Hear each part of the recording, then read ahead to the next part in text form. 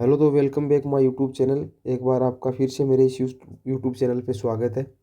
तो I think जैसा कि आपको पता है कि हमने लास्ट लेक्चर के अंदर पढ़ा था कि जो हाइपोपैराथायराइडिज्म और हाइपर पैराथायराइडिज्म क्या होता है। जो पैराथायराइड ग्लैंड के डिसऑर्डर्स थे वो हमने देखे थे। लेकिन आज हम जो पेंक्रियाज ग्लैंड होती है जिसको मिक्स ग्लैंड भी कहते हैं उसके हम डिसऑर्डर्स को बारे में देखेंगे। वो क्या करती है कि एक इंसुलिन का सिक्रेशन करती है, उसके अंदर इम्बेलेंस होने के कारण एक डिजीज कोज होती है जिसको बोलते हैं डायबिटीज़ मेलाइटस। तो आज हम डायबिटीज़ मेलाइटिस के बारे में पढ़ेंगे।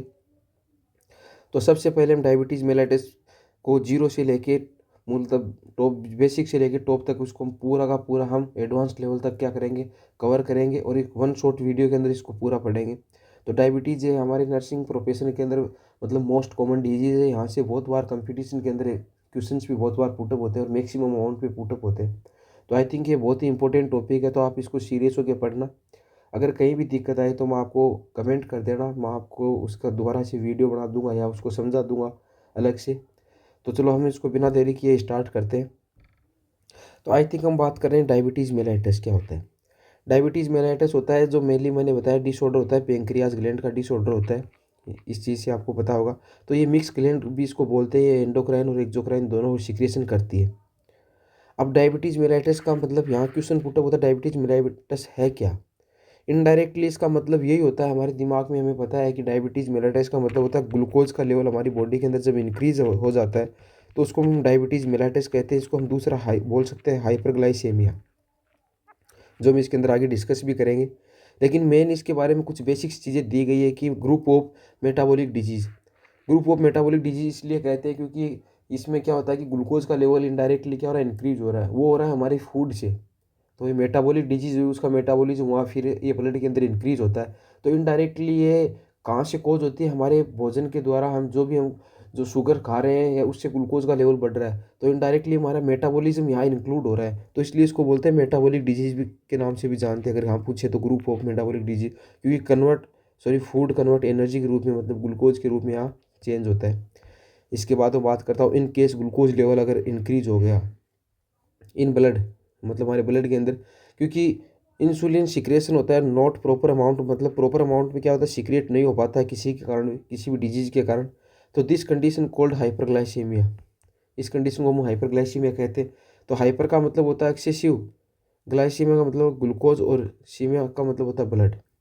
तो इस चीज़ को आप समझ गए होंगे, ग्लूकोज का लेवल है जहाँ इंक्रीज हो रहा है। तो दूसरी बात मैं करता हूँ कि glucose found from food main source of energy. तो जो हमारे अंदर जो ग्लूकोज होता है वो क्या होता है, ये मेन सोर्स ऑफ एनर्जी है। इस चीज़ को यह ध्यान रखना, हमारी बॉडी के अंदर ये फ्रॉम द फूड से मिलता है हमें। तो ये मैंने ऊपर अभी बता दिया आपको। दूसरी बात करता हूँ मैं, ग्लूकोज होता है smallest form of the carbohydrate. कि ये हमारी बॉडी के अंदर स्मॉलेस्ट फॉर्म क्या होता है ग्लूकोज के अंदर, सॉरी कार्बोहाइड्रेट के अंदर ग्लूकोज स्मॉलेस्ट फॉर्म होता है। ये हमारी बॉडी में ऑब्जॉर्व होकर हर सेल्स को एनर्जी के लिए दिया जाता है ताकि एटीपी का प्रोडक्शन हो या हमारी बॉडी के अंदर कोई भी मैकेनिज्म प्रोसेस हो वो सारी इसी से चलती है, क्योंकि यहाँ से एटीपी का प्रोडक्शन होता है। ग्लाइकोलाइसिस आपने पढ़ा होगा, वहाँ से एटीपी जो सारा है आगे पढ़ेंगे, हमें एनाटोमी के अंदर पढ़ेंगे। अब मैं बात करता हूँ इंसुलिन क्या चीज़ है, इंसुलिन का मतलब क्या है। तो प्रोड्यूस बाय पेंक्रियाज, सबसे पहले तो इंसुलिन होता है बीटा सेल्स के द्वारा क्या होता है इसमें प्रोड्यूस किया जाता है to control the blood glucose level. इसका मेन फंक्शन ये है कि ग्लूकोज के लेवल को हमारी बॉडी के अंदर क्या करना, प्रिवेंट करना, हीमोस्टेसिस बनाए रखना, मतलब प्रॉपर अमाउंट में रखना, ऊपर नीचे नहीं होने देना, मतलब उसके लेवल को मेंटेन करता है। अब मैं यहाँ पर एक डायग्राम के द्वारा बताऊंगा कि इंसुलिन की डिफिशियंसी होने के कारण किस प्रकार से हमारे बॉडी के अंदर ग्लूकोज का लेवल इंक्रीज होता है, क्यों होता है, और इंसुलिन ही ऐसा क्यों है कि ये नहीं है तो ग्लूकोज का लेवल मेंटेन क्यों नहीं हो पा रहा है। तो इसकी बात मैं भी आपको बताता हूँ। जैसे कि ये हमारी ब्लड वेसल्स है, इसके अंदर क्या हुआ कि यहाँ पर ये ग्लूकोज के मोलिक्यूल्स प्रेजेंट है। अब और ब्लड वेसल के चारों ओर क्या होता है कि हमारे टिश्यूज पाए जाते हैं, मतलब बहुत सारी चारों ओर बनाए, लेकिन यहाँ समझाने के लिए मैंने बताया कि ये टिश्यू है एक प्रकार का। अब हर सेल के पास एक रिसेप्टर होता है जिसको हम बीटा रिसेप्टर के नाम से जानते हैं। और ये बीटा रिसेप्टर होता है, beta receptor only for insulin के कारण ही ओपन होता है, या इंसुलिन जब टच होता है या आकर यहाँ टच होता है उसी टाइम ये बीटा रिसेप्टर क्या होते हैं, ओपन होते हैं। और ये बीटा रिसेप्टर क्या होता है, ग्लूकोज को क्या इंटेक करते हैं। तो मतलब टिश्यू के अंदर या सेल के अंदर ग्लूकोज को एंट्री तभी मिलेगी जब अगर इंसुलिन प्रेजेंट है। तो आप यहाँ कह सकते हो कि इंसुलिन होता है वो क्या होती है, बीटा रिसेप्टर की एक प्रकार से की होती है। अगर ये इंसुलिन नहीं है तो बीटा रिसेप्टर अंदर ये ग्लूकोज इंटर नहीं कर पाएंगे। जिस प्रकार से अगर आप एग्जांपल समझे कि अगर हमारे पास कोई मतलब रूम है या लॉकर है, उस लॉकर की चाबी नहीं है तो हम वहाँ हम एंट्री नहीं कर पाएंगे ना। जब तक वो की नहीं है हमारे पास तब तक हम कुछ नहीं कर सकते। अगर की है तो हम इंटर कर सकते हैं। वही कंडीशन यहाँ अप्लाई होती है कि इंसुलिन के बिना ये बीटा रिसेप्टर एक्टिव नहीं होते, और अगर एक्टिव नहीं होंगे तो ग्लूकोज का क्या होगा, अब्जॉर्प्शन नहीं होगा। तो अब्जॉर्प्शन नहीं होगा तो ग्लूकोज का लेवल ब्लड के अंदर बढ़ता जाएगा। इसी को हम हाइपोग्लाइसीमिया कहते हैं। और इसीलिए कहते हैं कि इंसुलिन की कमी के कारण ग्लूकोज का लेवल बढ़ता है। इसीलिए बढ़ता है क्योंकि बीटा रिसेप्टर एक्टिव नहीं होते हैं। अब यहाँ दिया गया रिसेप्टर होता है accept only insulin, only for insulin को क्या करते हैं, एक्सेप्ट करते हैं। तो ये कंडीशन आपको अच्छे से समझ में आई होगी। आई थिंक आपने पहले चीज़ पढ़ी भी हो नहीं भी पढ़ी हो तो ये आप देख लेना यहाँ, और मैंने आपको अच्छे से यहाँ एक्सप्लेन किया है। अब एक हमारे बॉडी के अंदर रिएक्शन चलती है, ग्लूकोज क्या होती है, अब्जॉर्ब होता है, और अब्जॉर्ब होकर हमारे बॉडी के अंदर जाता है इंसुलिन के द्वारा। इंसुलिन से टिश्यू के अंदर चला गया। टिश्यू से क्या होता है कि जब हमारे हमारे को क्या करती है कि हमने 100 mg इंसुलिन जो ग्लूकोज को हम इंटेक कर लिए, लेकिन हमें हमने पूरे दिन 70 mg का ही यूज़ किया तो 30 mg बचेगी। वो क्या होगी, ग्लाइकोजन फॉर्म में क्या होगी, स्टोर हो जाएगी। अगर इन इमरजेंसी कंडीशन हुई तो वापस वो क्या करेगी, ग्लाइकोजन से ग्लूकोज के अंदर कन्वर्ट होकर हमारी बॉडी को यूज़ हो जाएगी। लेकिन जो एक्स्ट्रा ग्लूकोज है वो ग्लाइकोजन के रूप में स्टोर हो जाती है। ठीक है, ये हमारी बॉडी के अंदर नॉर्मल मैकेनिज्म है। लेकिन जब इंसुलिन की कमी होती है तो ये कंडीशन क्रिएट हो जाती है हाइपरग्लाइसीमिया। यही डायबिटीज़ का डीएम बोल सकते हैं इसको। अब जैसे ग्लूकोज है इन ब्लड के अंदर, अब्सेंस ऑफ इंसुलिन है। अब इंसुलिन प्रॉपर अमाउंट पे पहुंच ही नहीं रहा तो ये टिश्यू के अंदर जाएगा ही नहीं। मैंने जो अभी यहाँ पढ़ाया आपको, अगर टिश्यू में नहीं जाएगा तो देन ग्लूकोज लेवल इंक्रीज हो जाएगा in blood and cold hyperglycaemia बोलते हैं इसको। इसके बाद मैं बात करूँगा, अब मैंने जो आपको पूरा ऊपर पढ़ाया तो वो डेफिनेशन फॉर्म के अंदर मैंने लिखा है कि सारा आप यूनिवर्सिटी एग्जाम में लिख सकते हो, आप ऐसे भी लिख सकते हो, बहुत ही इफेक्टिव है। अगर जितना आप चार्ट फॉर्मेट में लिखोगे या जितना आप शॉर्ट एंड स्वीट या स्मार्ट मेथड में लिखोगे उतने इंक्रीज नंबर मिलेंगे आपको। पेज भरने से नंबर नहीं मिलेंगे। आई थिंक प्रॉपर अच्छा इफेक्टिव अमाउंट लिखोगे ना, या जितना भी आप, तो उसी से आपको नंबर मिलने वाले। अब डेफिनेशन जो ये ऊपर थी वही यहाँ बात होगी।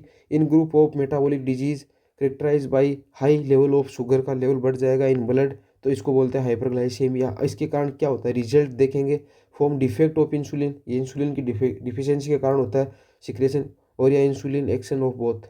यहाँ इंसुलिन भी काम करता है फिर भी क्या हो सकती है, डिफिशियंसी हो सकती है तो ये हमने टाइप 2 के अंदर पढ़ेंगे। इंसुलिन होते हुए भी क्या नहीं हो पाता है, इंटर नहीं हो पाता है, तो ये टाइप 2 का है। और ये इंसुलिन का सिक्रेशन कम हो रहा है टाइप 1 में। तो ये दोनों को हम पढ़ेंगे आगे, रिजल्टिंग इसके कारण दोनों के कारण हो सकता है। अब बात करता हूँ कि मैं ग्लूकोज की बात करता हूँ। ग्लूकोज क्या है, glucose is the main sugar found in the blood, तो मेन सोर्स ऑफ एनर्जी है, और ये ब्लड के अंदर देखने को मिलता है। It come from the food, हम फूड से हमें ये एनर्जी मिलती है। और एंड क्या, body use this food and main source of energy, मैंने आपको बता दिया। सॉरी। अब बात करता हूँ इंसुलिन। इंसुलिन की बात करूँ तो insulin a hormone produce by the pancreatic beta cells, मैंने ऊपर सारी बताई है। Control the level of the glucose की लेवल को कंट्रोल करता है in the blood, regulating production and store of glucose. इन सारी चीज़ों को क्या करता है, मेंटेन करके चलता है इंसुलिन। ये तीन काम होते हैं, रेगुलेट करता है। अगर इंसुलिन है तो ग्लूकोज का लेवल रेगुलेट होगा, प्रोडक्शन भी करवाएगा, और स्टोर्ड ऑफ ग्लूकोज का भी क्या करेगा, स्टोर्ड फॉर्म में हेल्प करेगा। तो इतनी बातें हमने मतलब ऊपर हमने पढ़ लिया। हमने डेफिनेशन से ऐसे लिखी था कि आपको और अच्छे से समझ में आए। अगर हाइपरग्लाइसीमिया के अंदर क्या होगा, 180 से या 200 से ऊपर क्या हो मिलीग्राम पर डेसीलीटर, अगर इससे ज़्यादा अमाउंट आ रहा है इसको हम हाइपरग्लाइसीमिया की कंडीशन कहते हैं। कई बार वैल्यू दे देता है। आगे हम पूरी वैल्यू भी पढ़ेंगे, टेस्ट आएंगे सारे के सारे, तो उसमें हम देखेंगे। अब मैं बात करता हूँ डायबिटीज़ मेलाइटस की क्लासिफिकेशन की बात करता हूँ कि कितने प्रकार का होता है।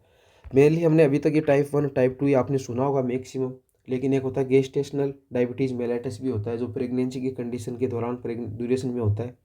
तो ये गेस्टेशनल भी हम देख रहे हैं यहाँ। अब पहला होता है टाइप 1 और टाइप 2।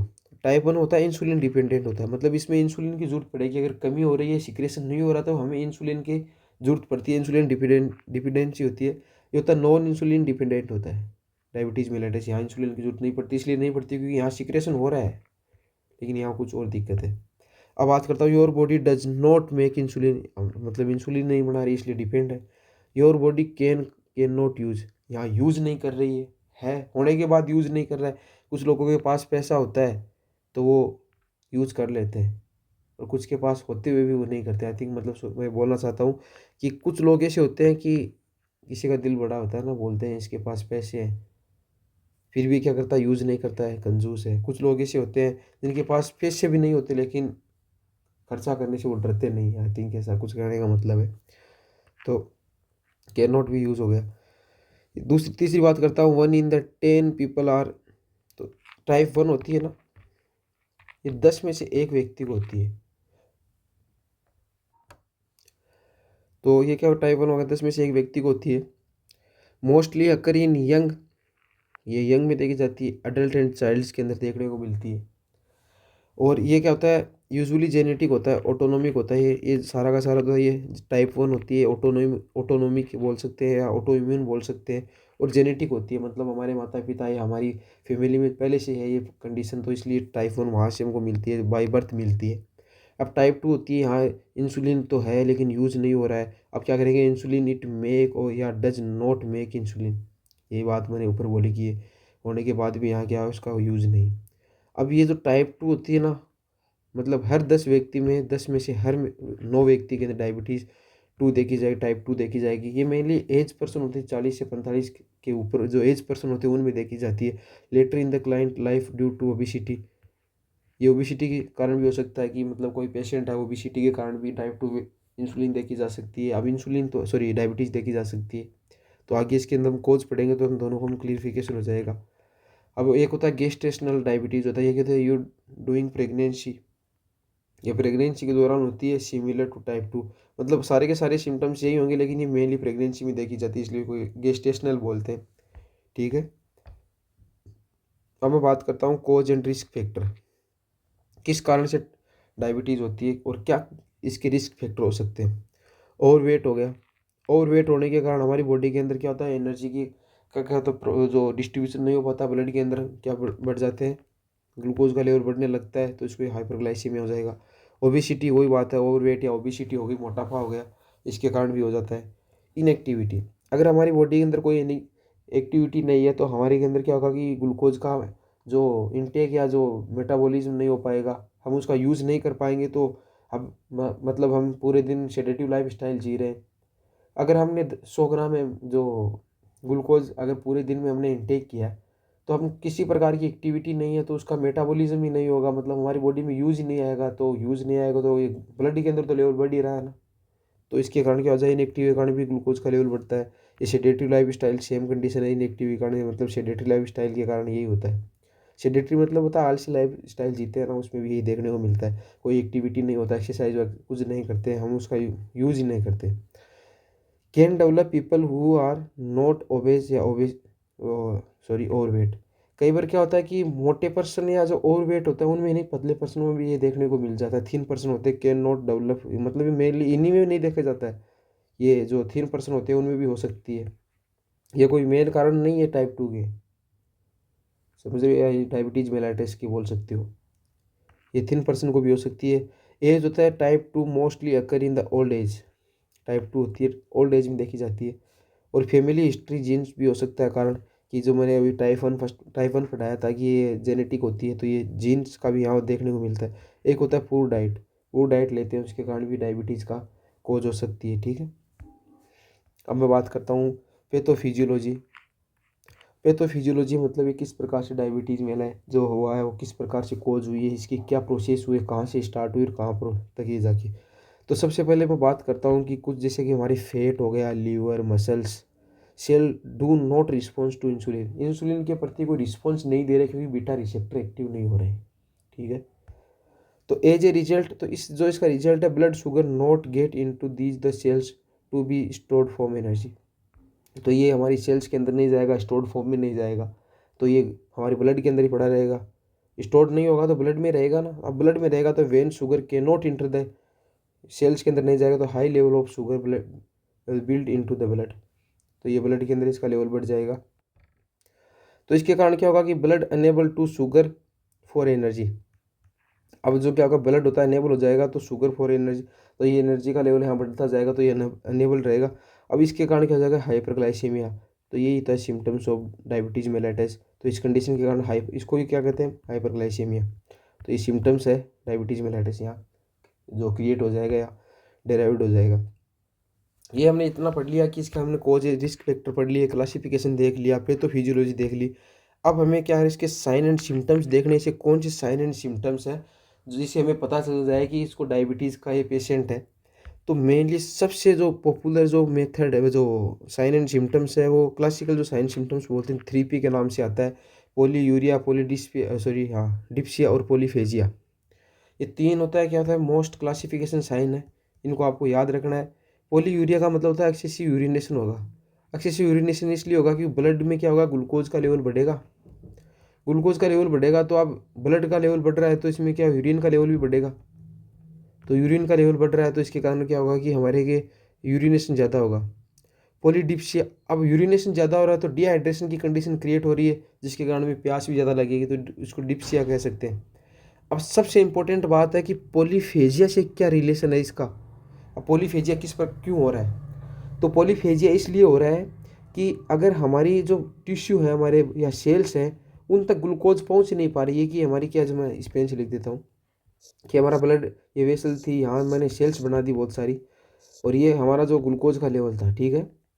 अब ये ग्लूकोज का लेवल था, ये ब्लड के अंदर तो इंक्रीज है डायबिटीज़ मेलाइटिस के पेशेंट में, लेकिन ये इनके पास नहीं जा पा रहा। तो इनके पास नहीं जा पा रहा तो जो हमारी जो सेल्स है या टिश्यू है या ऑर्गन है, उनको तो ये मतलब ये तड़पते रहेंगे कि हमारे पास ग्लूकोज भेजो, ग्लूकोज भेजो, लेकिन ग्लूकोज जा ही नहीं पा रहा है। अगर यहाँ जा नहीं पा रहा है तो इनके कारण हमारे हाइपोथैलेमस में क्या जाएगा, एक सिग्नल जाएगा टिश्यू के द्वारा कि हमें ग्लूकोज की ज़रूरत है। तो हमारा हाइपोथैलेमस क्या क्रिएट करेगा कि तू खाना खा, या भूख लगेगी, कुछ ऐसा कुछ हमारी फीलिंग्स आएंगी, तो ये एक कंडीशन क्रिएट होगी। समझ गए। तो आई थिंक मैं इसको थोड़ा वापस रब कर देता हूँ। हाँ, तो समझ गए पॉलीफेजिया यहाँ क्यों क्रिएट होता है, इसी कारण पॉलीफेजिया होता है। पॉलीयूरिया तो दोनों रिलेटिव, अगर ये यूरिनेशन होगा थ्रस्ट लगेगी। पॉलीफेजिया भी समझ गए होंगे, क्योंकि सेल जो हमारी बॉडी ऑर्गन्स है उनके पास ग्लूकोज पहुंच नहीं पा रहा, तो वो बार बार सिग्नल ब्रेन को भेजेंगे, या हाइपोथैलेमस को भेजेंगे कि हमें क्या चाहिए, भोजन चाहिए। ठीक है। इसके बाद मैं बात करता हूँ इम्यूनो सप्रेशन। इम्यूनो सप्रेशन के अंदर क्या होता है, इम्यूनिटी हमारी सप्रेस हो जाती है। इसमें क्या होता है, मोर चांस ऑफ इन्फेक्शन का चांस रहता है, कि हमारी बॉडी के अंदर क्या है, इन्फेक्शन रहता है। इम्यूनो सप्रेशन मतलब हमारी एंटीबॉडी क्या हो जाएगी, सप्रेस हो जाएगी, जिसके कारण क्या हो जाएगा, इन्फेक्शन होगा। डिले वुंड हीलिंग, अब डायबिटीज़ मेलाइटिस के जो पेशेंट है उनमें वुंड हीलिंग भी देखने को डिले मिलती है। इसलिए मिलती है क्योंकि मान लो कि ये हमारी बॉडी सरफेस है, ये बॉडी सरफेस थी, ठीक है, यहाँ पर कोई क्या वुंड हो गया, मैं हाथ थोड़ा रब कर देता हूँ इसको, और ये हमारी क्या ब्लड सप्लाई यहाँ पर आ रही है, ठीक है, और ये यहाँ पर क्या बन गया, एक वुंड बन गया, एक घाव बन गया, ठीक है। और इसके अंदर ब्लड के अंदर क्या है, पहले से ग्लूकोज बहुत ही एक्सेसिव अमाउंट के अंदर यहाँ ग्लूकोज पहुँचेगा ना, अगर कोई भी किसी प्रकार की इंजरी हुई है। अब यहाँ ग्लूकोज जो शुगर का लेवल पहले से जो इंक्रीज है, इंक्रीज होने के कारण यहाँ जो बाहरी जो इन्वायरमेंट से कोई भी पैथोजन यहाँ अगर यहाँ पहुँच गया, बैक्टीरिया कोई भी, तो इसके अंदर उसको ग्लूकोज मिल रही है, ग्लूकोज मिल रही है, तो उसको तो एक फेवरेबल इन्वायरमेंट मिल रहा है पैथोजन को, तो वो और इंक्रीज होगा। अब वो ग्लूकोज के कारण इंक्रीज हो रहा था, ये जो हमारा वुंड हीलिंग होता है वो डिले हो जाती है, क्योंकि यहाँ बैक्टीरियल ग्रोथ देखने को मिलती है, बैक्टीरियल, वायरल, फंगल जो भी है, सारी की सारी इंक्रीज हो जाएगी। तो आई थिंक समझ गए होंगे, इसलिए इसको वुंड हीलिंग होती है। अब आगे बात करता हूँ, वुंड हीलिंग हो गई। अब हो गया हाइपरग्लाइसीमिया, भी इसको कंडीशन में क्रिएट हो सकता है। हाइपरग्लाइसीमिया बता रहा हूँ, वेट लॉस हो जाएगा क्योंकि डिहाइड्रेशन हो रहा है, वो यूरिनेशन हो रहा है, इसके कारण डिहाइड्रेशन भी हो जाएगा, हमारे टिश्यू के अंदर भोजन नहीं पहुँच पा रहा है, इसलिए वेट लॉस होगा। एक होता है ग्लाइकोसूरिया। ग्लाइकोसूरिया मैंने अभी बताया कि इस कंडीशन में बताया कि ब्लड के अंदर ग्लूकोज का लेवल बढ़ गया तो वो यूरिन के द्वारा पास आउट होगा।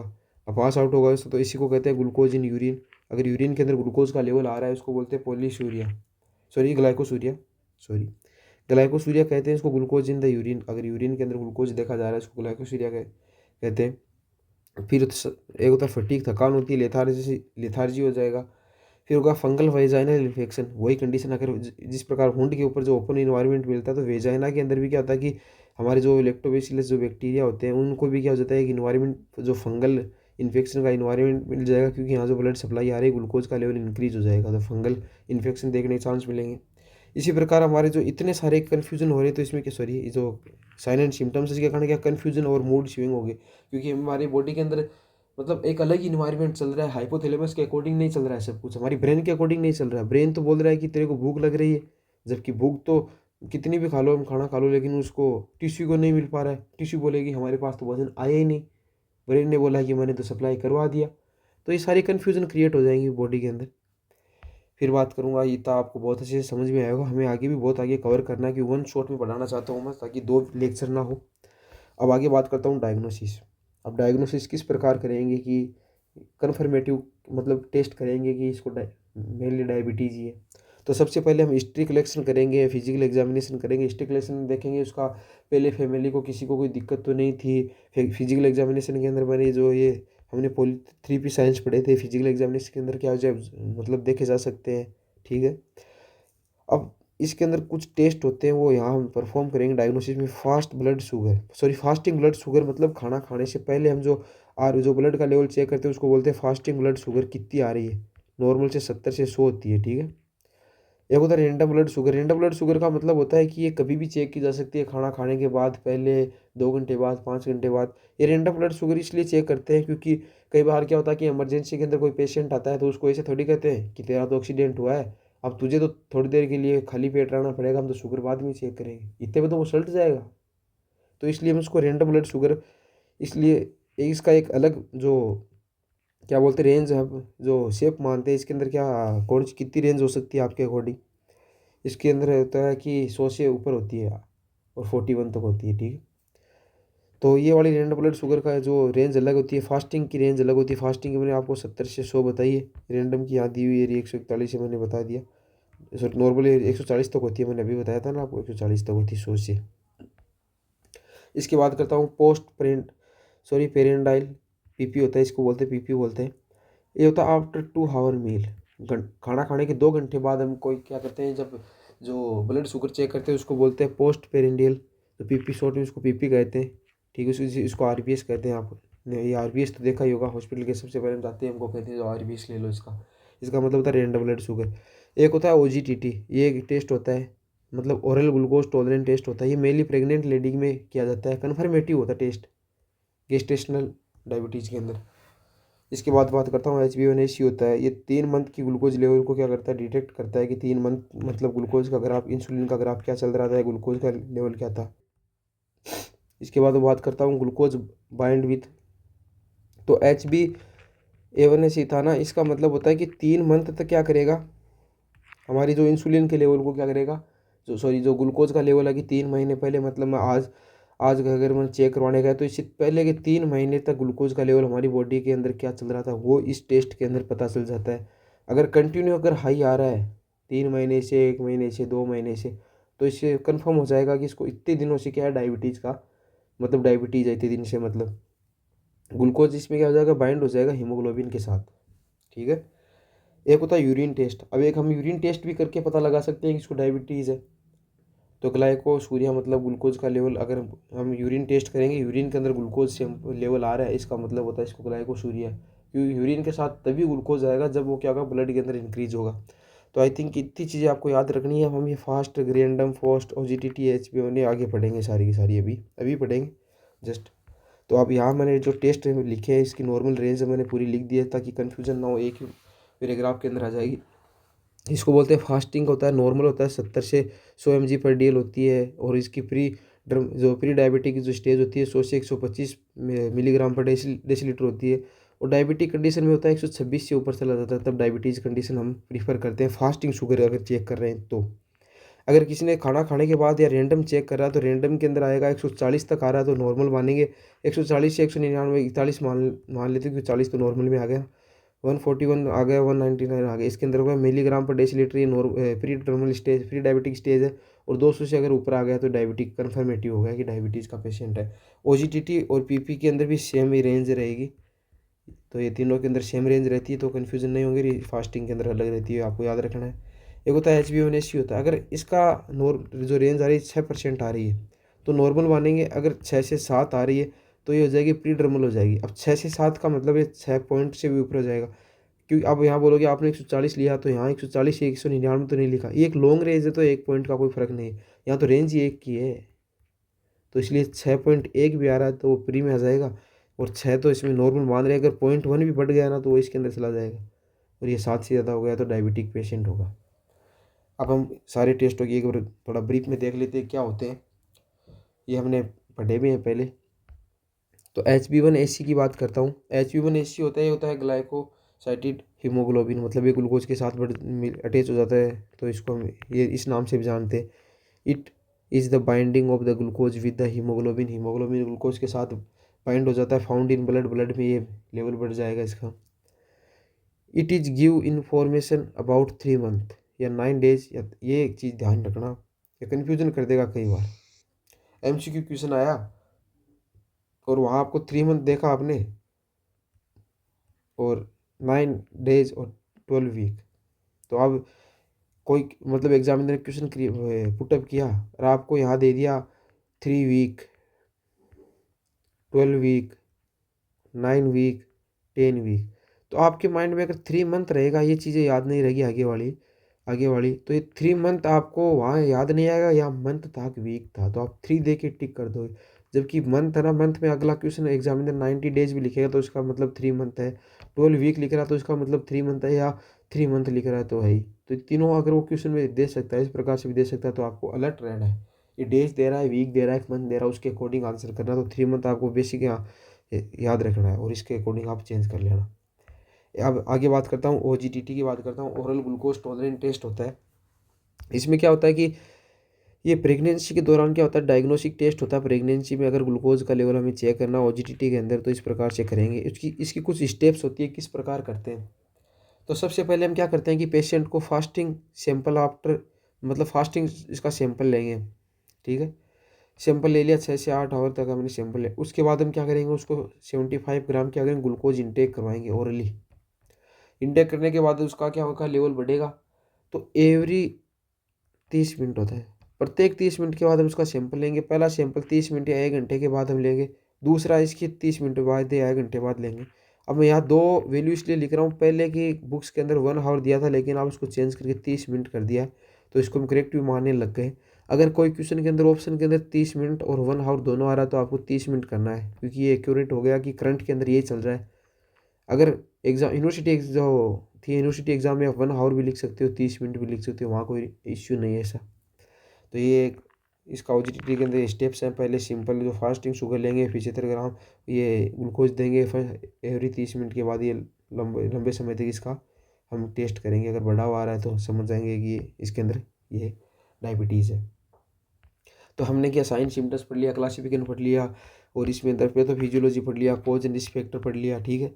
अब हम पढ़ेंगे इसका मैनेजमेंट भी तो होना चाहिए ना, इसका डायग्नोसिस भी हो गया, अब हम इसका मैनेजमेंट देखेंगे कि किस प्रकार से इसका मैनेजमेंट करेंगे। तो टाइप 1 और टाइप 2 की दोनों की देखेंगे हम कि किस प्रकार से इसका मैनेजमेंट कर सकते हैं। तो मैं बात करता हूँ डाइट मॉडिफिकेशन, दोनों में होगा। दोनों का मैनेजमेंट है कि हमको इसके अंदर डाइट का मॉडिफिकेशन करवाना होगा, क्योंकि हम इसको एडवाइस करेंगे टेक पॉलीसेकेराइड डाइट, कि हम इसको बोलेंगे जो पॉलीसेकेराइड डाइट होती है, हम ग्लूकोज का होता है कि पोली मोनो डाई, ये इस प्रकार से होते हैं। तो पॉलीसेकेराइड इस डाइट होती है, जैसे स्टार्च हो गया, ये क्या होती है कि बॉडी के अंदर जाने के बाद होता है एकदम सडन क्या होती है, एनर्जी नहीं देती, धीरे धीरे क्या होती है, डाइजेस्ट होती है, उसके बाद हमें क्या होती है, एनर्जी मिलती है। तो एक साथ ग्लूकोज का लेवल इंक्रीज नहीं होगा इसके अंदर, पॉलीडाइसेकेराइड, इसको डाइजेशन होने में टाइम लगेगा। तो और हमें अवॉइड करना है मोनोसेकेराइड। अवॉइड इसलिए करना है क्योंकि मोनोसेकेराइड ही जो सबसे छोटी यूनिट होती है जिसका अब्जॉर्प्शन डायरेक्टली होता है, ठीक है। यहाँ तक समझ गए होंगे। तो ये दोनों के अंदर कंडीशन अप्लाई होती है कि पॉलीसेकेराइड इसमें भी देनी है और अवॉइड करना मोनोसेकेराइड को। क्यों, मोनोसेकेराइड सबसे छोटी यूनिट होती है, यहाँ से इसका अब्जॉर्प्शन डायरेक्ट हो जाएगा ब्लड के अंदर, तुरंत क्या हो जाएगी, ये क्या हो जाए, वो मतलब लेवल बढ़ जाएगा। तो इसलिए हम कहते हैं कि जैसे कि कुछ, जैसे बनाना हो गया, हम बनाना खाते हैं, केला खाते हैं, तो इससे हमें सडन एनर्जी मिलती है, क्योंकि इसमें मोनोसेकेराइड होते हैं, वो डायरेक्टली क्या होता है, अब्जॉर्व होकर तुरंत एनर्जी देके हमें रिफ्रेश फील करवाते हैं। अगर हम कहीं भी रनिंग करके आए हैं 10 किलोमीटर 5 किलोमीटर, हम थके हुए, हमें कुछ थोड़ी बहुत ऐसी भूख लगी हुई है कि हमें कुछ खाना मिल जाए, उसी टाइम हम 2 बनाना खा लेंगे ना, तो हमें एक फ्रेशनेस फील होगी, क्योंकि वो ग्लूकोज सडन जाके हमारी क्या कर रहा है कि हमारी जो ग्लूकोज के लेवल को मेंटेन कर रहा है। तो ये अवॉइड करना है अगर यहाँ पर, क्योंकि डायबिटीज़ में तो पहले से ग्लूकोज का लेवल इंक्रीज है ना। तो दोनों के अंदर अप्लाई होगी कंडीशन। दोनों में एक्सरसाइज वाला होगा कि रेगुलर करनी है, 30 से 45 मिनट होता है। एक लाइट एक्सरसाइज करनी है, मतलब हैवी वेट नहीं लेना है, दोनों में नॉर्मली करना है कि जॉगिंग कर लिया, वॉकिंग कर लिया, दोनों के अंदर होता है। अब डिफरेंस यहाँ आता है कि एक तो इंसुलिन थेरेपी देंगे, एक होता है ओरल हाइपोग्लाइसेमिक एजेंट देंगे। तो अब इस चीज़ को आप हाईलाइट कर लेना, यहाँ से क्वेश्चन कंपटीशन एग्जाम में बहुत आते हैं। तो यहाँ मेनली इसमें इंसुलिन थेरेपी और इस दोनों के अंदर ही देखे गए हैं, मैं आगे बताऊँगा भी आपको। तो आई थिंक ये इंसुलिन थेरेपी टाइप 1 में दी जाती है, टाइप 2 के अंदर ये दी जाती है, और ओरल हाइपोग्लाइसेमिक एजेंट ये दी जाती है। तो इसको भी आपको याद रखना है। तो सबसे पहले बात करते हैं इंसुलिन थेरेपी टाइप फर्स्ट के लिए दी जाती है, ठीक है, ये मैंने यहाँ लिख रखा है, ठीक है, ये रहा। तब इंसुलिन थेरेपी की बात करता हूँ कि इसमें क्या हो रहा है, इंसुलिन की थेरेपी देंगे क्योंकि ये इंसुलिन डिपेंडेंट होती है टाइप 1। अब इंसुलिन थेरेपी देंगे तो किस प्रकार से हम इंसुलिन देते हैं, तो इसके मेनली 4 मेथड होते हैं कि 4 तरीके से हम इंसुलिन को दे सकते हैं। एक होता है रैपिड एक्टिंग, मतलब जल्दी कार्य करने वाली इंसुलिन देंगे, ऐसी इंसुलिन देंगे जो हमारी बॉडी के अंदर जल्दी इसकी पूर्ति करवाए कि ग्लूकोज का लेवल बढ़ा के वापस मेंटेन करे। एक होती है शॉर्ट एक्टिंग, होती है मतलब कुछ समय के लिए होती है, जो इसको हम आर इंसुलिन के नाम से जानते हैं, रेगुलर के नाम से ब्रांडेड मतलब मार्केट में मिलती है। एक होता है इंटरमीडिएट, होती है मतलब बीच के मतलब मीडियम साइज़ की होती है कि इसको न तो जल्दी मिलती है ना लेट मिलती है, मतलब मॉडरेट रहता है इसका रेंज। इसको एक होता है एनपीएच के नाम से भी जानते हैं मार्केट के अंदर, इसको एनपीएच के नाम से भी जानते हैं, इसको आर इंसुलिन के नाम से भी जानते हैं। तो दोनों के अंदर आपको याद रखना है, इसको बोलते हैं नेचुरल प्रोटेमाइन हेगिड्रोन बोलते हैं। तो ये नाम आपको याद रखना है, अरे ये दोनों याद रखने। एक होती है लॉन्ग एक्टिंग, ये तो होते हैं, इसका एग्जाम्पल ले रहे जिन हो गया, इसको लेंटस के नाम से मार्केट के अंदर मिलती है। ये लेंटस के नाम से ब्रांड मतलब मिलती है कि लेंटस नाम से दवाई का पूरा रेपर आता है या पत्ता आता है, लेंटस के नाम से इसके अंदर ये सॉरी ये देखने को मिलती है। तो ये समझ गए होंगे आप। अब यहाँ इसका मैं मीनिंग समझाऊंगा कि एक रैपिड एक्टिंग क्यों है, इसको तो लिप्सरा हो गया, स्पार्टेट हो गया, ग्लूसिन हो गया, ये हो गया, ठीक है। तो ये क्या था, ऑन सेट होता है, मतलब इसका ऑन सेट स्टार्ट हो जाता है इस प्रकार से, ग्राफ रहता है कि ये ऑन सेट इस प्रकार से तुरंत स्टार्ट होता है। ये यहाँ मैं टाइम लिख रहा हूँ, जैसे कि मैं ग्राफ बनाता हूँ, ग्राफ से आपको अच्छे से समझ में आएगा। मैं यही समझा के वापस रफ कर दूंगा। चलो मैं यहाँ समझा देता हूँ कि ये ऐसे ग्राफ है, यहाँ मैं टाइम बना रहा हूँ, मतलब ये 15 मिनट हो गई, 15 मिनट के बाद यहाँ क्या आ रहा है, 30 मिनट हो गया, ये हो गया 1 से 2 आवर हो गया, ये 2 से 4 आवर हो गया। फिर आगे मैं इसकी बात कर देता हूँ, ये हो गया, सॉरी इसको कट कर देता हूँ, आपको ग्राफ से समझाऊंगा। आपको 4 से 6 मैंने लिख दिया है, 6 हो गया, ये 16 से 24 हो गया, ये 24 मोर देन, ये इस प्रकार से ग्राफ। टाइम दिया गया 15 मिनट है, ये दोनों मिनट में, ठीक है ना, और सारे हावर के अंदर बात हो रही। अब यहाँ से जो ये रैपिड वाली होती है, यहाँ से स्टार्ट होगी, ऑन सेट होगा इसका, पीक पे पहुँचेगी, ये पीक पे पहुँच गई यहाँ पर है 30 से 90, तो ऑन सेट 15 मिनट में हो गया तुरंत, देखो यहाँ पर, यहाँ पीक पे पहुँच गई, फिर ये क्या हो गई, 1 से 2 आवर के अंदर वापस नीचे आ जाएगी, ठीक है। अब दूसरे के अंदर मैं बात करता हूँ कि दूसरी क्या करती है, दूसरी होती है शॉर्ट टाइम, होती है 30 मिनट, ये 30 मिनट से इसका पीक पर आती है, ऑन सेट इसका 30 मिनट है, मतलब यहाँ आएगी, यहाँ कर ये पीक पर आएगी, 30 मिनट पर आ गई, यहाँ से 0 से स्टार्ट हुई, 0 पर स्टार्ट करना है, ठीक है ना, यहाँ से सीधे जाना है। थोड़ा इसको वापस यहाँ से समझा देता हूँ कि 30 पर आके पीक पर आएगी, ये तो 15 पे आ गई थी यहाँ ना, ये 30 पर आएगी, ये 30 मतलब या थोड़ा आगे पीछे हो रहा है, आप समझ जाना मैं क्या समझाना चाह रहा हूँ आपको, ठीक है। ये वाली यहाँ थी, तो ये 30 पे पीक पे आ गई, फिर इस पे आगे लिखा है 1 से 2 घंटे के बाद ये पीक पर रहेगी, 1 to 2 आवर लिखा है, वो 30 मिनट पर थी ना पहले वाली, ये 4 से 6 घंटे पर वापस यहाँ नीचे आ जाएगी, इसके बीच में नीचे आ जाएगी। इसके बाद बात कर तीसरी की बात करता हूँ कि इंटरमीडिएट होती है, वो फर्स्ट 1 से 2 घंटे पे पीक पे आती है, तो यहाँ जाके पीक पर आएगी 1 से 2 घंटे के बीच, ठीक है। पीक पे आने के बाद ये क्या रहेगी कि 4 से 8 घंटे पर ये या 12 तक रहेगी, यहाँ 12 तक चलेगी, यहाँ 12 हो गया। फिर ये क्या करेगी, 16 से 24 के बीच क्या आ गई, नीचे आ जाएगी, इसका इस प्रकार से रहेगा। वो जो लॉन्ग एक्टिंग होती है, वो लॉन्ग एक्टिंग पहुँचती 2 से 4 घंटे के बीच में क्या है, पीक पर है। मैं थोड़ा इसका कलर चेंज कर लेता हूँ, सबका अलग अलग किया तो। अभी लॉन्ग वाली क्या थी, 4 से यहाँ तक पहुँचती है, फिर 24 से मोर देन चलती है। तो अब यहाँ 4 ग्राफ मैंने यहाँ बनाए, तो इससे समझ रहे होंगे कि मैं क्या बनाना चाह रहा हूँ, कि एक तो इतने ही समय के अंदर पूरा काम करके पूरी निपट जाती है, दूसरी होती है इसके आगे जाकर यहाँ तक काम करती है, ठीक है, तीसरी होती है कि इसके आगे और जाती है ये वाली, समझ गए। फिर आगे बात करता हूँ कि ये वाली चौथी यहाँ तक जाती है। तो ये सारी चीज़ें आप समझ गए होंगे। तो अब मैं इसको रब कर देता हूँ और इसको आपको एग्जाम्पल के द्वारा समझा देता हूँ एक बार फिर से।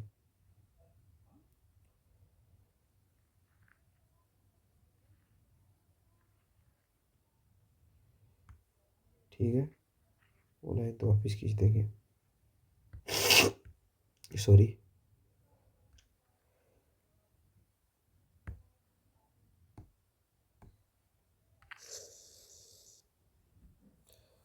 तो अब मैं बात करता हूँ कि जल्दी हम टाइम में, तो रैपिड एक्टिंग वाली इंसुलिन होती है, वो 15 मिनट में अपने ऑन सेट पे आती है, और अपना वर्क करती है 30 से 90 मिनट के बीच, अपना वर्क इफिशिएंसी दिखा देती है और 1 से 2 घंटे तक की ड्यूरेशन में तक ही काम करती है। इतनी देर के बाद ये इसका इफेक्ट कम हो जाता है। शॉर्ट होती है, शॉर्ट एक्टिंग इंसुलिन होती है, इसको आर इंसुलिन कहते हैं। 30 मिनट पर अपने पीक पर आती है, मतलब टेबलेट लेने के 30 मिनट बाद अपना कार्य स्टार्ट करती है। 1 से 2 घंटे तक अपना कार्य करती रहती है, फिर 4 से 6 घंटे के बाद भी अपना ये कार्य करना मतलब इफेक्ट कम हो जाता है। और इंटरमीडिएट होती है, वो क्या करती है, जो ये इंटरमीडिएट एक्टिंग इंसुलिन होती है क्या करती है कि 1 से 2 घंटे बाद अपना असर दिखाना स्टार्ट करती है। 4 से 12, 4 से 8 या 4 से 12 भी लिख सकते हैं, वहाँ तक ये अपना कार्य करती है। उसके 16 से 24 घंटे के बीच क्या कर जाती है, अपना ड्यूरेशन कम कर देती है। एक होती है लॉन्ग एक्टिंग इंसुलिन होती है। लॉन्ग एक्टिंग इंसुलिन क्या करती है, 2 से 4 घंटे बाद अपना जो अपना असर दिखाना स्टार्ट करती है। इसका पीक क्या होता है कि निश्चित नहीं होता है, मतलब ये वेरी करती रहती है और ये मोर देन 24 घंटे तक इसका ड्यूरेशन रहती है। तो आई थिंक समझ गए होंगे आप, इनका यूज़ आगे आएगा, आप समझेंगे। इंपॉर्टेंट पॉइंट्स होते हैं कुछ, इनकी बात करता हूँ मैं। इंपॉर्टेंट पॉइंट ये है कि रैपिड एक्टिंग होती है जो पहली होती है, और शॉर्ट एक्टिंग होती है जो सेकंड वाली दी है। इंसुलिन गिवन बाय आईवी और सबक्यूटेनियस देते हैं, थाई और एब्डोमिनल पे देते हैं। आपने ये तो सुना होगा कि डायबिटीज मेलाइटिस जो पेशेंट होता है उसके अंदर सबक्यूटेनियस दी जाती है, इंसुलिन इंजेक्शन आता है जो फैट जो होती है ना, जो मसल्स इनके ऊपर दी जाती है। तो ये तो ठीक है, सबक्यूटेनियस रूट तो ठीक है, थाई भी हो सकता है, एब्डोमिनल भी हो सकता है।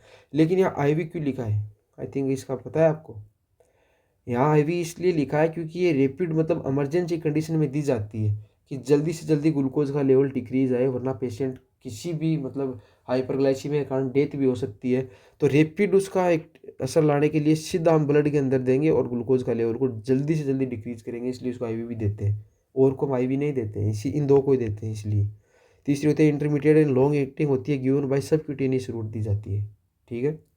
फिर होते हैं लॉन्ग एक्टिंग इंसुलिन होते हैं, नेवर मिक्स अदर।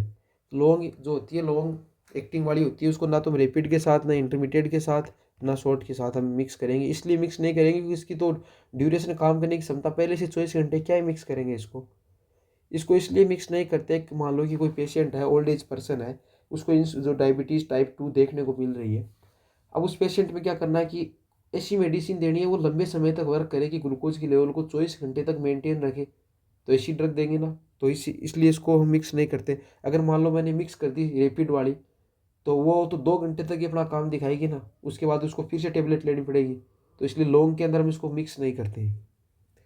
इसके बाद करता हूँ कि रेगुलर इंसुलिन और एनपीएच इंसुलिन मिक्स करके दे सकते हैं, लॉन्ग के साथ नहीं करेंगे। ये दो मिक्स कर सकते हैं, दो इसलिए मिक्स कर सकते हैं क्योंकि इनकी जो कार्य करने की क्षमता, जो स्टार्ट करने की क्षमता है, जो लगभग मतलब 2-4 घंटे का इनमें फ़र्क देखने को मिलता है, डिफरेंस आता है। तो इसको मिक्स करेंगे और सबसे पहले रेगुलर देंगे, फिर जो नेचुरल वाले देंगे, नेचुरल जो प्रोटोमेन हेक्ड्रोन देंगे, ठीक है। ये इसका देने का तरीका, पहले ये नहीं देंगे, पहले ये देंगे क्योंकि ये जल्दी क्या है, इसका देखो टाइमिंग जल्दी है कि जल्दी काम करेगी। फिर देने के बाद ये कर देंगे तो इसका इफेक्ट और एड हो जाएगा, मतलब ये जल्दी कार्य करेगी फिर अपना। अब बात करता हूँ कि ये एक होता है ड्रग डोजिंग होता है, ड्रग डोज लोडिंग कि निडल के अंदर किस प्रकार से लोड करते हैं। तो सबसे पहले बात करता हूँ कि एक पहली वाइल है इसकी, रेगुलर वाले की, या किसी की मान सकते हो, इसमें देख रहे हैं एनपीएच की यहाँ दे रखी है ना। सबसे पहले उसके अंदर एयर पुश करेंगे, पहले एनपीएच वाले में। फिर हम करेंगे कि इंसुलिन, आर इंसुलिन इसको बोलते हैं, जो ये वाली शॉर्ट टर्म वाली मैंने यहाँ लिख रखी हुई है, दोनों को मिक्स करेंगे। देखो एनपीएच और इंसुलिन करेंगे, जो रेगुलर आर इंसुलिन, ठीक है, ये रही। इन दोनों को मिक्स कर रहे हैं ना। फिर पहले इसके बाद में इसमें एयर पुश करेंगे। फिर सबसे पहले हम निकालेंगे ये वाली रेगुलर, तो यहाँ दे रखा रेगुलर, तो विड्रॉल। फिर उसको हम क्या करेंगे, लोड करेंगे सीरिंज के अंदर, फिर इसको लोड करेंगे। तो यहाँ से क्वेश्चन पूछा गया कंपटीशन के अंदर कि इसका सीक्वेंस पूछ लेंगे कि किस प्रकार से सीक्वेंस से हम क्या करेंगे, इन दोनों को लोड करेंगे। तो ये याद रखना आपको। एक इसके आगे की ओपन वाइल होती है ना, उसको मैक्सिमम हम 1 मंथ तक यूज कर सकते हैं। इस चीज़ को ध्यान रखना, ओपन वाइल को 1 मंथ तक यूज कर सकते हैं। इसके बाद बात करते हैं क्लोज वाइल होती है। तो क्लोज वाइल होती है जो हम मतलब पैक रहती है, उसको क्या करते हैं हम रेफ्रिजरेटर में रखते हैं, वरना क्या हो सकती है, ख़राब हो सकती है। और वाइल प्लेस है डार्क स्पेस में इसलिए रखते हैं क्योंकि ये फोटो सेंसिटिव होती है। अगर लाइट इसके ऊपर गिरी तो ये रिएक्शन करके अपना जो जो जिस मैकेनिज्म पे कार्य करती है वो नहीं कर पाएगी, रिएक्शन करके अलग मैकेनिज्म बना लेगी अपनी, तो फिर वो इंसुलिन को क्या करेगी, इंसुलिन का काम नहीं करेगी। तो इसलिए इसको डार्क स्पेस में रखा जाता है।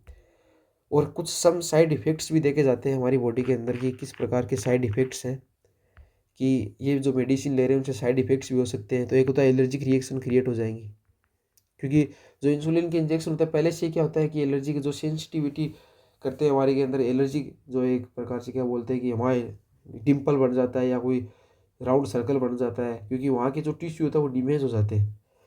If reaction should be present mainly due to animal insulin,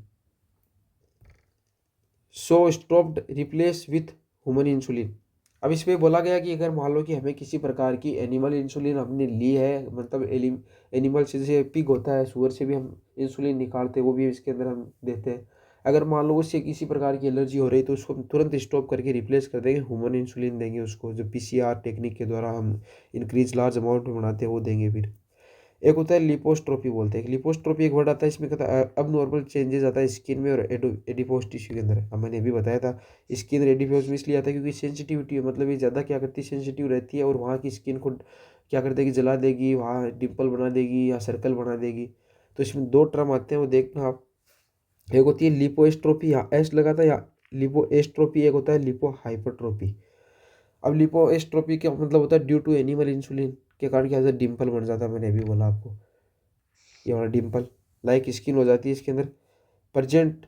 so stop इसको, अगर मान लो कि हम ये इंसुलिन दे रहे हैं, लिपोस्ट्रोफी दे रहे हैं, अगर वहाँ डिम्पल बन रहा है इंसुलिन देने के कारण, तो उस इंसुलिन को स्टॉप कर देंगे और रिप्लेस कर देंगे ह्यूमन इंसुलिन। तो ये एनिमल इंसुलिन होती है सबसे पहली बात, तो इसके कारण डिम्पल बनता है हमारी। एक होता है लिपो हाइपरट्रोफी होती है, इसमें कहता है कि बिल्डिंग, क्या, हाँ, building of the skin due to repetitive to some sites for infection. इसमें क्या होता है कि लिपो हाइपरट्रोफी होती है। इसमें क्या होता है कि एक एक साइड पर हम क्या करते हैं, इंसुलिन का इंजेक्शन देने के कारण वहाँ क्या हो जाता है, एक प्रकार से रिपीटेटिव करते हैं ना, तो सम साइड इन्फेक्टेड हो जाती है। तो इसके अंदर हम एडवाइज करेंगे कि इंसुलिन का इंजेक्शन देते हैं तो हमें बार बार साइड चेंज करनी है, एक एक जगह नहीं देना है, क्योंकि वहाँ की स्किन जल सकती है ना। तो एडवाइज करना है कि चेंज द साइड करनी है। अब यहाँ तक आपको समझ में आ गया कि मैंने क्या क्या यहाँ पढ़ा है, यहाँ तक कवर किया था। आप यहाँ रिवाइज रिकेप करते हुए चलना, मैं इसलिए आपको इंपॉर्टेंट बता रहा हूँ टॉपिक। हमने डायबिटीज़ पढ़ लिया कि इसकी डेफिनेशंस देख ली, ग्लूकोज इंसुलिन देख लिया, हाइपरग्लाइसीमिया। अब मैंने क्लासिफिकेशन देखा, दूसरा मेन क्लासिफिकेशन हो गया। फिर मैंने कॉज एंड रिस्क फैक्टर देखे, पैथोलॉजी देखी, पैथोफिजियो देखा, फिर साइन एंड सिम्टम्स देखे। उसके बाद मैंने डायग्नोसिस देखा, उसके बाद मैंने क्या बताया आपको, ये टेस्ट बता दिए पूरे। फिर मैंने डायबिटीज मैनेजमेंट देखा, मैनेजमेंट के अंदर इंसुलिन थेरेपी हम पढ़ रहे हैं और ये वाली आगे पढ़ेंगे। इंसुलिन थेरेपी हो गई, इंसुलिन थेरेपी के अंदर इंपॉर्टेंट पॉइंट्स मैंने बता दिए क्या क्या होते हैं, क्या क्या इसके साइड इफ़ेक्ट्स देखने को मिलते हैं। अब कुछ कॉम्प्लिकेशंस भी होती है, साइड इफेक्ट हो गए तो कॉम्प्लिकेशंस भी देखने को मिलेगी। अब कॉम्प्लिकेशन के अंदर दो टर्म दिए गए, एक तो है सोमेगी फिनोमिना, एक होता है डाउन्स फिनोमिना। यहाँ से नोरसेट के अंदर क्वेश्चन आया था सोमेगी लास्ट ईयर, कि सोमेगी जो फिनोमिना है ना, इसके अंदर से नोरसेट के अंदर क्वेश्चन आया था। तो इस चीज़ को इम्पोर्टेंट इसलिए मैं मान रहा हूँ क्योंकि यहाँ कंपटीशन में भी क्वेश्चन आते हैं, और अगर इन चीज़ों को आप यूनिवर्सिटी एग्जाम में भी लिखोगे तो एग्जामिनर नंबर नहीं कट करेगा, ये गारंटी है। तो मैं बात करता हूँ कि डाउन फिनोमिना की बात करता हूँ, और सोमेगी फिनोमिना क्या होता है। डाउन फिनोमिना और सोमेगी फिनोमिना दोनों के अंदर क्या होता है, हाइपरग्लाइसीमिया होता है, और दोनों के अंदर हाइपोग्लाइसीमिया अलग अलग कारणों से होता है, इसलिए इनके नाम डाउन और सोमेगी लिखे गए हैं। तो ये मैं आपको बताऊंगा डिटेल से। और ये क्या होता है, ड्यू टू एनपीएच होती है, जो इंटरमीडिएट होती है उसके कारण होता है, कॉम्प्लिकेशन उसी के कारण ये क्रिएट होती है। तो अब यहाँ मैं अब कुछ एग्जाम्पल देता हूँ कि डाउन या नाम आ रहा है। डाउन का मतलब, या मैंने अपनी तरफ से लिखा है इसमें कि आपको याद रहे कि 70 इंटरनेशनल यूनिट लेना था लेकिन 50 लिया। डाउन मतलब कम लिया, लेना डॉक्टर ने बोला कि आपको 70 यूनिट इंटरनेशनल यूनिट, आपको 70 ये लेना था, ये इंजेक्शन या जो भी ड्रग लेनी थी, लेकिन मैंने ली 50 ही। मतलब ये एनपीएच मैंने ली 50, डॉक्टर ने 70 बताया था लेकिन मैंने 50 ही ली। तो मैं 50 ली, तो मैंने 1 से 2 घंटे के बाद इसका क्या आ जाएगा, पीक आ जाएगा। मेरे ऊपर पड़ रखा है, देखो ये रहा, 1 से 2 घंटे के बाद पीक आ जाएगा। और मान लो मैंने ये टेबलेट मैंने 10 बजे ली, तो 1 से 2 घंटे के बाद क्या हो जाएगा, 2 घंटे बाद मैंने मतलब 10-11 बजे ली, तो 2 से 3 बजे के बीच क्या हो जाएगा, इसका पीक आ जाएगा। आगे इसमें लिखा हुआ है, देखो पूरी चीज़ें आप याद रखना है, इसीलिए मैंने लिखा है। तो यहाँ इसका देखो पीक आ रहा है, कहाँ गया, यहाँ इसका पीक आ गया। मतलब क्या हो गया कि मैंने पहले से कम ली, कम लेने के बाद पीक इसका जल्दी आ जाएगा, वरना आना तो सुबह चाहिए था लेकिन जल्दी आ गया। तो नेचुरल ग्रोथ हार्मोन, अब यहाँ पर ग्रोथ हार्मोन का क्या होगा, सिक्रेशन होगा। सिक्रेशन इसलिए होगा क्योंकि यहाँ पर क्या होगा, ये इसका इफेक्ट कम हो गया, तो अब ग्रोथ हार्मोन रिलीज होंगे, रिलीज होने का क्या होगा, हाइपरग्लाइसीमिया हो जाएगा। मतलब कि इस ये टेबलेट ली तो 50 इंटरनेशनल यूनिट ली तो 2 बजे तक तो क्या हुआ कि ये क्या रहा कि इसका ग्लूकोज का लेवल मेंटेन रहा, लेकिन ये पीक पर पहुंच गया, अपनी ड्यूरेशन इसकी कम हो गई। कम होने के बाद क्या हो गया, वापस नेचुरली बॉडी के अंदर फंक्शन स्टार्ट हो गए, हार्मोन का सिक्रेशन हो गया, इसके कारण हाइपरग्लाइसीमिया हो गया। तो फर्स्ट कंडीशन के अंदर आप समझ गए होंगे कि हाइपरग्लाइसीमिया क्यों होता है, किस कारण होता है, ये अर्ली मॉर्निंग देखने को मिल रही है कंडीशन। अब दूसरी बात करता हूँ सोमेगी फिनोमिना। अब सोमेगी फिनोमिना में क्या था, 70 इंटरनेशनल यूनिट लेना था लेकिन मैंने ले लिया 100। इसमें तो कम ले रहा था इसलिए डाउन हो गया, इससे याद रखना आपको। अब मैंने ले लिया 100। अब आप बोल रहे हो कि अगर सर आपने 100 लिया है तो इसके अंदर जो ये कंडीशन देखने को मिल रही है तो ये हाइपर तो होनी नहीं चाहिए ना, मैंने 100 ज़्यादा ड्रग लिए तो हाइपर कंडीशन तो आनी ही नहीं चाहिए, इन ग्लूकोज का लेवल बढ़ना ही नहीं चाहिए। मैंने तो जितनी डॉक्टर ने बताया उससे ज़्यादा लिए। अब ज़्यादा लिए तो उसका भी साइड इफेक्ट होते हैं ना। अब देखना क्या होता है कि ये मैंने दोनों चीज़ आपको बता दी, अर्ली वार्निंग हो गया। अब मैंने NPS 100 ले लिया तो 1 से 2 घंटे बाद पीक आया।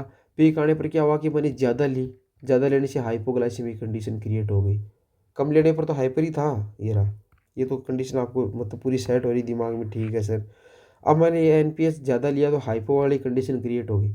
अब जैसे ही हाइपो वाली क्रिएट हुई तो कंट्रोल रेगुलेशन हार्मोन होते हैं, GH और स्टीरॉयड हार्मोन्स होते हैं, ये क्या करते हैं कि ब्रेन के पास से रिलीज होते हैं। रिलीज होने के बाद क्या करेंगे, ये हाइपोग्लाइसीमिक कंडीशन को क्या करेंगे, इसमें चेंज कर देंगे कि ग्लूकोज का लेवल कम हो रहा है, कम हो रहा है। तो कम होने के कारण भी हमारे ब्रेन जो नेगेटिव फीडबैक क्या मैकेनिज्म चलती है, अगर कोई चीज़ कम होती है तो बढ़ती है, कोई चीज़ अगर ज़्यादा सिगरेट हो जाएगी उसको वापस कम किया जाता है।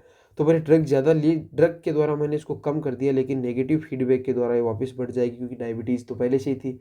तो बढ़ने वाला मैकेनिज्म तो इसमें चल ही रहा था ना।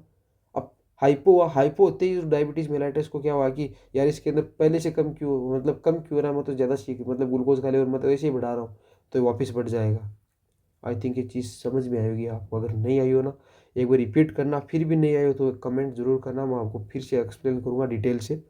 अब आगे बात करते हैं डाउन फिनोमिना, इसको थोड़ा डिटेल से बताया। It is the mostly seen in the NPS, insulin के कारण मैंने बता दिया रहा।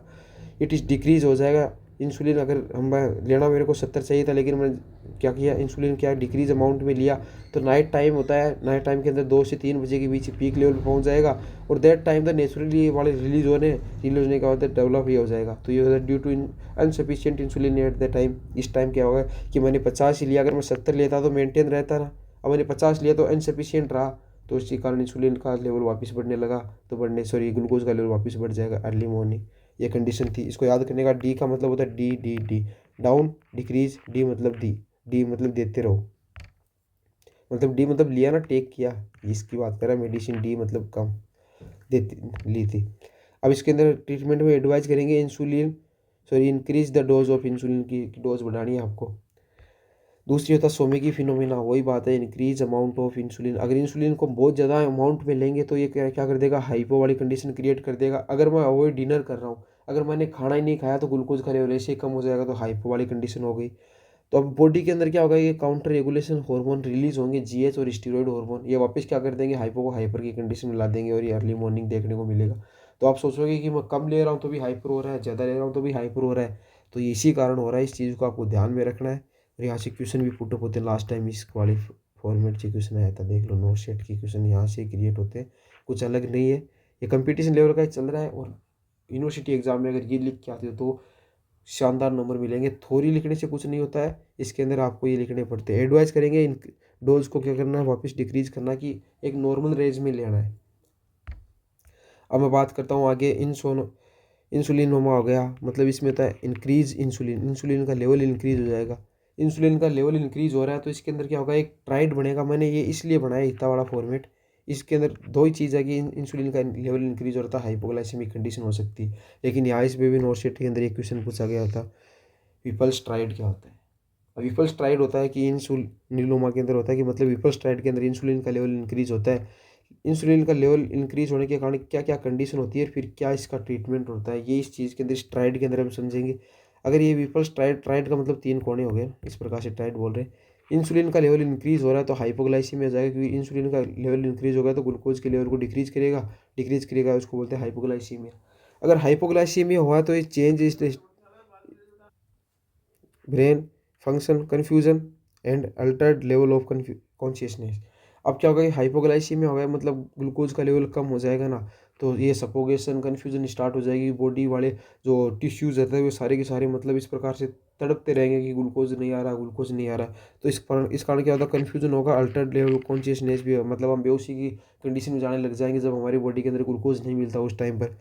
तो ये सारे के सारे कंडीशन इस हाइपोग्लाइसीमिया के साइन एंड सिम्टम्स है, ये वाले confusion, Altered level of consciousness. तो इसको आप वापस किस प्रकार से सही करेंगे, अगर हम आफ्टर ग्लूकोज इनटेक करेंगे तो साइन एंड सिम्टम डिसअपेयर हो जाएंगे।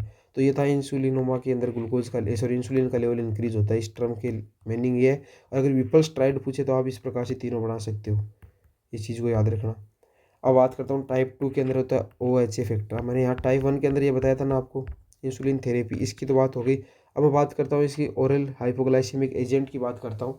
तो इसकी बात करता हूँ तो इसमें क्या होता है कि हाइपर के अंदर, अब ये रहा ओरल हाइपोग्लाइसेमिक एजेंट होता है। अब टाइप 2 के अंदर इंसुलिन तो पहले से ही बहुत इंक्रीज था, लेकिन वो बीटा रिसेप्टर एक्टिव ना होने के कारण यूज़ नहीं हो पा रहा था। तो यूज़ नहीं हो पा रहा था, तो इसमें क्या करना है कि हमें करना, ओरल हाइपोग्लाइसेमिक एजेंट देंगे, उससे हम डिक्रीज करवाएंगे। समझ रहे हो कि डायबिटीज़ तो हो रहा था, इंसुलिन भी था सफिशिएंट अमाउंट में, लेकिन वो क्या रहा, टिश्यू में नहीं जा पा रहा था, ब्लड के अंदर स्टोर हो पा रहा था, इसलिए इसके अंदर ग्लूकोज का लेवल बढ़ रहा था। अब इसको हमें कम करेंगे, इंसुलिन से तो हो नहीं पा रहा, तो अब इस ग्लूकोज के लेवल को हम कम करेंगे किस प्रकार से। एक तो अल्फा ग्लूकोज इनहिबिटर आती है, वो देंगे। तो इसमें एक मोस्ट कॉमन ड्रग आती है एकाम्बोस।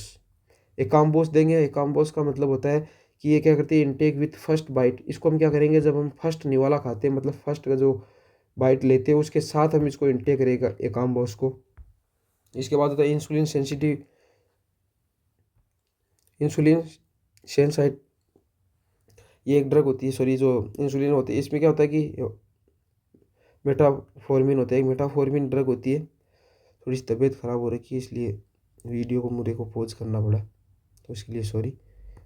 तो मेटाफॉर्मिन होती है, ये जो ड्रग दी गई है इंसुलिन सेंसाइट होती है, ये बीटा रिसेप्टर को क्या करती है, एक्टिव करती है। एक होती है सेल्फ, थोड़ी मैंने पेन, सॉरी, थोड़ा इसको मैं क्लियर करता हूँ ताकि ये टर्मिनोलॉजी आपको समझ में आए। एक मिनट, ये रहा इरेजर,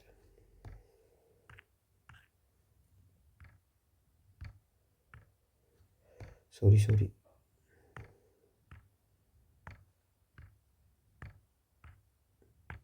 ओके ना, ठीक है, अब समझाता हूँ कि ये जो इंसुलिन सेंसर होती है क्या, तो बीटा रिसेप्टर को एक्टिव करेगी। और एक होता है सल्फोनाइल यूरिया होती है, सल्फोनाइल यूरिया तो बीटा सेल्स को एक्टिवेट करती है, तो इसको होता है ग्लिम्पराइड हो गया, एक एग्जाम्पल इसका। अब ये क्या करेगी, जो ओरल जो हाइपोग्लाइसेमिक एजेंट होते हैं, वो जिस प्रकार से मैंने ऊपर डायग्राम बनाया था, ये ब्लड सेल्स थी, यहाँ पर ये सारे सेल्स थे, इसके अंदर जो बीटा रिसेप्टर्स थे, रहेगी बीटा, इस पूरी सेल को बीटा सेल कहेंगे, यहाँ रिसेप्टर हो गए। तो ये वाली ड्रग होती है सल्फोनाइल यूरिया होती है, क्या करेगी, बीटा सेल्स को क्या करेगी, स्टिमुलेट करेगी कि आपको ग्लूकोज को इनटेक होने दो। और दूसरी होता है इंसुलिन सेंसाइट होती है, ये क्या करेगी, रिसेप्टर को एक्टिव करेगी, इसको एक्टिव करने के बाद ग्लूकोज को इनटेक करने के लिए परमिशन देगी। इसके कारण क्या, ग्लूकोज का लेवल डिक्रीज हो जाएगा, इसलिए बोला इसको हाइपो। इसीलिए इसको हाइपो कहा गया कि ग्लूकोज के लेवल को डिक्रीज करने वाली ड्रग्स होती हैं, एजेंट्स होते हैं, उनको हाइपो कहते हैं। तो ये सारी की सारी कुछ ड्रग्स होती हैं, इनको याद रखना है कौन सी ड्रग्स होती है जो क्या करेगी, ग्लूकोज के लेवल को क्या करेगी, डिक्रीज कराने में हेल्प करेगी। किस प्रकार से, अल्फा ग्लूकोज इनहिबिटर हो गई है, क्या करेगी, काम्बोस हो गई, फर्स्ट वाइट के साथ ही जाती है। इंसुलिन सेंसिटिव होती है, क्या करती है, बीटा रिसेप्टर को एक्टिव करेगी, ये बीटा सेल्स को। और इन दोनों ड्रग्स को हम क्या करेंगे, कंबाइंड साथ देंगे, तो दोनों को प्रेजेंट में, मतलब दोनों को एक साथ मिक्स में देंगे, तो इसका इफेक्ट जो ग्लूकोज का लेवल होगा वो जल्दी डिक्रीज होगा। तो आई थिंक यहाँ पर तक आपको ये कंप्लीट हमने डायबिटीज़ मेलिटस पढ़ लिया, कंपटीशन तक का हमने पढ़ा, कवर किया, जीरो से लेके हमने कंपटीशन तक पढ़ा। अगर कोई चीज़ समझ में नहीं आई तो प्लीज़ दोबारा से कमेंट करना। और आपका बहुत बहुत धन्यवाद यहाँ तक बने रहने के लिए। और नेक्स्ट हम आगे पढ़ेंगे नेक्स्ट डिजीज़, जो मैं कल के लेक्चर में आपको बता दूँगा। Thank you. मेनली हमारा चैप्टर होता है, हमने एंडोक्राइन स्टार्ट कर रखा है, एंडोक्राइन चल रहा है, एंडोक्राइन के अंदर पेंक्रियाज की डिजीज़ हमने डिस्कस किए। और ये सबसे इंपॉर्टेंट डायबिटीज़ मेलिटस होता है, ये बहुत से बच्चों की कॉमन मतलब रहता है कि हमें डायबिटीज़ मेलिटस एक वीडियो के अंदर नहीं मिल पा रही, अलग अलग सोर्स से हम कहाँ कहाँ से पढ़ें, कन्फ्यूजन होता है। तो मैंने आपको ये वन शॉट पढ़ाया है, तो यहाँ तक आपको समझ में आएगा। बहुत बहुत धन्यवाद, थैंक यू।